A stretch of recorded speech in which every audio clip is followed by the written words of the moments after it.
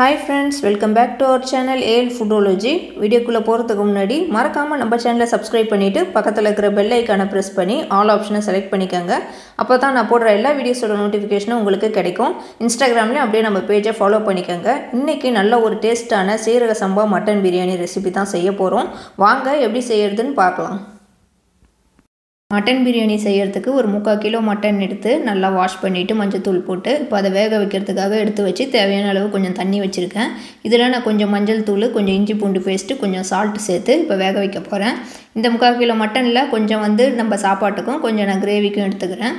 இப்போ மட்டன் பிரியாணி செய்யறதுக்கு கொஞ்சம் பேஸ்ட் அரைச்சிக்க போகிறேன். 4 பச்சை மிளகா, கொஞ்சம் இஞ்சி பூண்டு, கொஞ்சம் பட்டை, லவங்கம், ஏலக்காய், ஒரு அரை கைப்பிடி அளவு புதினாவும் கொத்தமல்லியும் எடுத்துக்க போகிறேன். இதை ஒரு மிக்ஸி ஜாரில் நம்ம மாற்றி அதுக்கப்புறம் நம்ம நல்லா பேஸ்ட்டாக அரைச்சிக்கலாம். நான் இப்போ இது எல்லாத்தையும் ஒரு மிக்ஸி ஜாரில் போட்டிருக்கேன். இதில் கொஞ்சமாக தண்ணி ஊற்றி தேவையான அளவுக்கு நம்ம நல்லா பேஸ்ட்டாக அரைச்சிக்கலாம். அதுக்கு முன்னாடி நான் சாப்பாட்டுக்கு தேவையான அரிசியும் கழுவி ரெடி பண்ணி வச்சுருக்கேன். நான் இன்றைக்கி 2 கப்பு சீரக சம்பா அரிசி தான் எடுத்துருக்கிறேன்.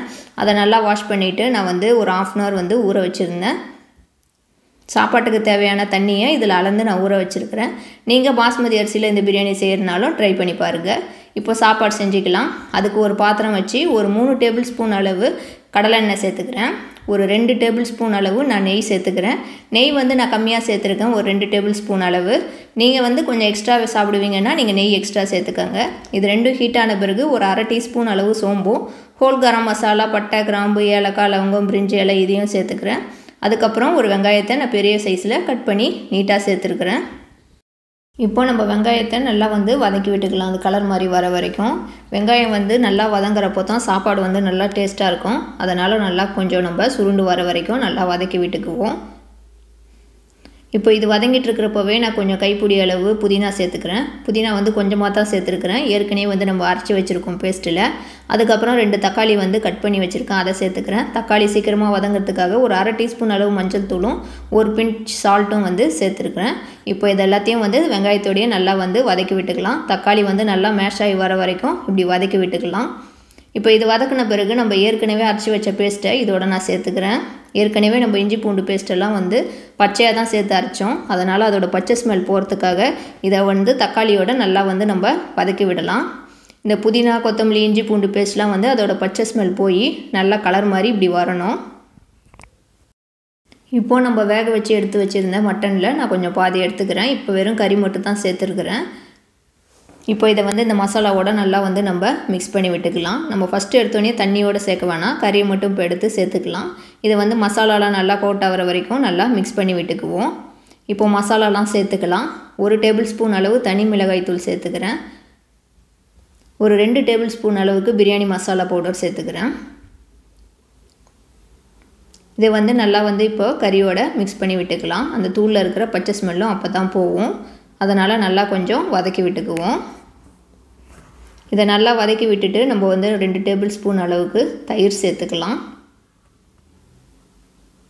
நான் ஒரு 2 டேபிள் ஸ்பூன் அளவுக்கு தான் தயிர் சேர்த்துக்கிறேன். கொஞ்சம் புளிப்பு இல்லாத தயிராக எடுத்துக்கோங்க. தயிர் சேர்த்துட்டு இந்த மசாலாவோடையே நல்லா நம்ம மிக்ஸ் பண்ணி விட்டுக்கலாம். தயிரை நல்லா நம்ம வதக்கி விடணும். இப்போ நம்ம தண்ணி சேர்த்துக்கலாம். நான் ஃபஸ்ட்டு அந்த மசாலா அரைச்ச மிக்ஸி ஜார் தண்ணியை சேர்த்துக்கிறேன். இப்போ கறி வேக வச்ச தண்ணியும் சேர்த்துக்கிறேன். இது கூடவே இப்போ சாப்பாட்டுக்கு தேவையான அரிசி கழுவி ஊற வச்சுருந்த தண்ணியை இதை சேர்த்துக்கிறேன். நீங்கள் நார்மல் வாட்டர் கூட சேர்த்துக்கோங்க.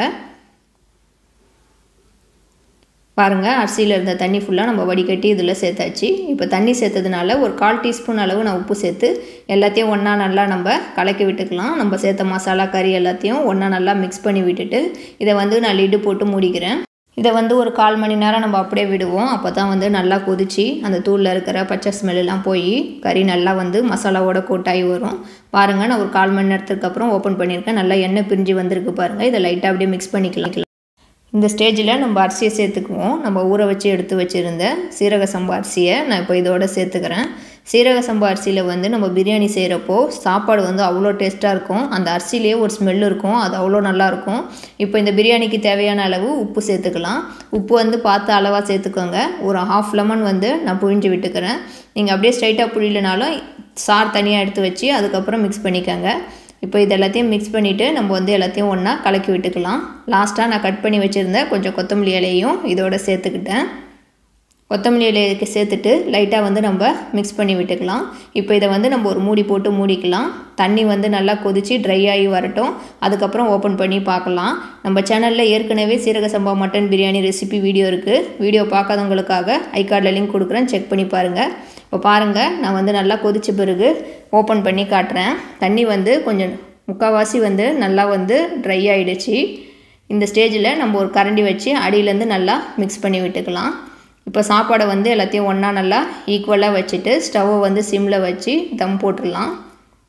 நான் இது மேலே ஒரு வெயிட் வச்சு தம் போட்டுருவேன். நீங்கள் அடியில் தோசை கல் வேணால் வச்சு அது மேலே சாப்பாடு இந்த பாத்திரம் வச்சு ஃபுல்லாக சிம்மில் வச்சுட்டு நீங்கள் வந்து தம் ஸ்டேஜில் போடுங்க. இப்போ சாப்பாடு ரெடியான பிறகு நான் காட்டுறேன் பாருங்கள். பாருங்கள், நம்மளோட மட்டன் பிரியாணி சூப்பராக வந்து ரெடியாக இருக்குது பாருங்கள். அதோட கலர் பாருங்கள், நம்ம ரெஸ்டாரண்ட்லாம் சாப்பிட்ற அதே கலரில் இருக்குது பாருங்கள். நம்ம மசாலாலாம் அரைச்சி சேர்த்ததுனால புதினா கொத்தமல்லிலாம் சாப்பாடு வந்து அவ்வளோ மணமாகவும் அவ்வளோ டேஸ்ட்டாகவும் இருக்கும். பாருங்கள், ஒரு ஸ்பூனோ இல்லை ஒரு ஃபோக்கோ இது மாதிரி வச்சு அடியிலேருந்து இது மாதிரி மிக்ஸ் பண்ணி விடுங்க. நம்ம சேர்த்த கறியும் வந்து நல்லா வெந்திருக்குது, சாப்பாடும் வந்து நல்லா இருக்குது பாருங்கள். சீரக சம்பா அரிசியில் செய்கிறப்போ பிரியாணி வந்து நல்ல டேஸ்ட்டாக இருக்கும். சாப்பாடே வந்து அவ்வளோ டேஸ்ட்டாக இருக்கும். கறி சேர்க்காமலே சாப்பாடு அவ்வளோ டேஸ்ட்டாக இருக்கும். பாருங்கள், எலும்பில் கறியே இல்லை பாருங்கள், அந்தளவுக்கு நல்லா வெந்திருக்குது கறி. நம்மளோட மட்டன் பிரியாணி வந்து சூப்பராக வந்து ரெடி ஆகிடுச்சு. சீரக சம்பா அரிசியில் செஞ்ச பிரியாணி. இதை இப்போ சர்வ் பண்ணிவிட்டு காட்டுறேன். பாருங்கள், நான் இப்போ சர்வ் பண்ணிவிட்டு உங்களுக்கு காட்டுறேன். மட்டன் பிரியாணி வந்து சூப்பராக இருக்குது பாருங்கள். பார்க்கவே நல்லா டெம்ப்டிங்காக இருக்கும், நல்லா செம்ம டேஸ்ட்டாக இருக்கும். இந்த சாப்பாடு நம்ம அரைச்சி நான் சேர்த்த மாதிரியே இன்றைக்கி நீங்கள் செஞ்சு பாருங்கள், அவ்வளோ டேஸ்ட்டாக இருக்கும். நம்ம ரெஸ்டாரண்ட்டுக்கே போக தேவையில்லை, வீட்லேயே செஞ்சு சாப்பிட்லாம். சண்டேஸ்லேயோ இல்லை எதனா ஸ்பெஷல் டேஸ்லேயோ இந்த மட்டன் பிரியாணி வந்து கண்டிப்பாக நீங்கள் ட்ரை பண்ணி பாருங்கள். அவ்வளோ சூப்பராக இருக்கும், செம்ம டேஸ்ட்டாக இருக்கும். நம்ம மசாலாலாம் அரைச்சி செய்கிறப்போ ட்ரை பண்ணி பார்த்துட்டு எப்படி இருந்துச்சுன்னு எனக்கு கீழே கமெண்ட்டில் சொல்லுங்கள். இந்த வீடியோ உங்களுக்கு கண்டிப்பாக பிடிச்சிருக்கும்னு நினைக்கிறேன். பிடிச்சிருந்தால் லைக் பண்ணுங்கள். இந்த வீடியோவை உங்கள் ஃப்ரெண்ட்ஸ் அண்ட் ஃபேமிலிஸ்க்கு ஷேர் பண்ணி விடுங்க. அப்புறம் இது வரைக்கும் நம்ம ஏஎல் ஃபுட்டாலஜி சேனலை சப்ஸ்கிரைப் பண்ணாதவங்க மறக்காமல் சப்ஸ்கிரைப் பண்ணிக்கோங்க. தேங்க்யூ ஃபார் வாட்சிங்.